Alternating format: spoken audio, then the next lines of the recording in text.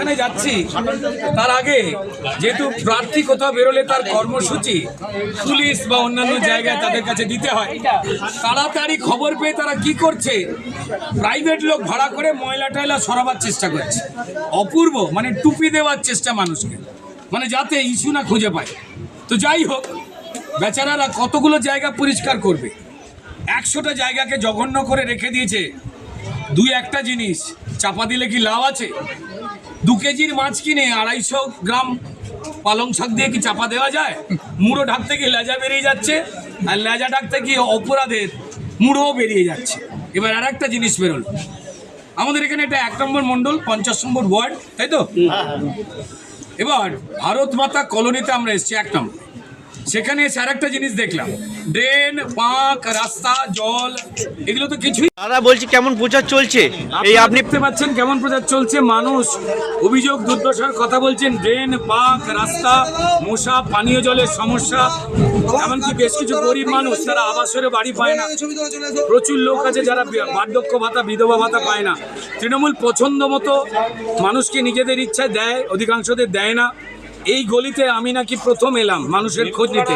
এলাকার মানুষ, মায়েরা, বোনেরা জানাচ্ছেন, যারা 15 বছর ধরে যারা এই মানুষের আশীর্বাদ নিয়ে রাস্তা, জল, কল ঠিক করবার দায়িত্ব পেয়েছিলেন, এমপি হোক তৃণমূলের, এমএলএ হোক, কাউন্সিলর হোক, তারা কেউ আসেননি।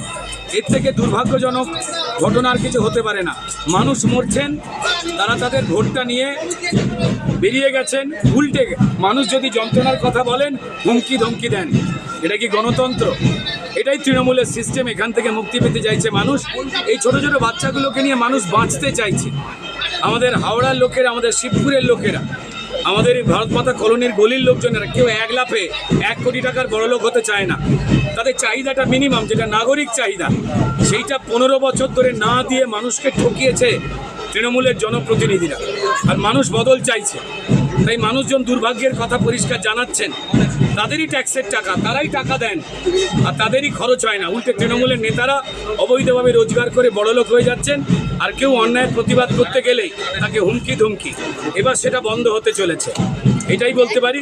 সব মানুষের একই যন্ত্রণা। আপনি একটা সাধারণ মানুষকে নিয়ে একটা ভাইকে নিয়ে দেখালেন যে রাস্তা অবৈধ রাস্তা, কি বলবেন এটা নিয়ে? আমি কেন কি বলবো? আমি দেখাচ্ছি তৃণমূলের দুর্নীতিটা কি।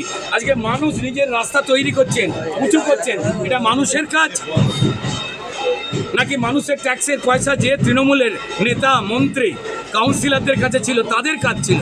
তাদের ঠকিয়েছেন, তাই মানুষ রাস্তায়। কেউ ড্রেন পরিষ্কার করছে, করার তো কথা নয়। ম্যালেরিয়া, ডেঙ্গি ছড়াচ্ছে, অসুখ বিসুখ ছড়াচ্ছে। ভ্যাটের ময়লাগুলো এই ছোটো ছোটো বাচ্চাগুলোর জীবনটাকে শেষ করে দিচ্ছে। পা দিয়ে গেলে ঘা হয়ে যাচ্ছে ড্রেনের জলে। এটা তো হাওড়ার সমস্যা ভাই, আমাদের শিবপুরের সমস্যা, সবাই তো জানে। মানুষ জানাচ্ছেন সেই দুর্ভাগ্যের কথা।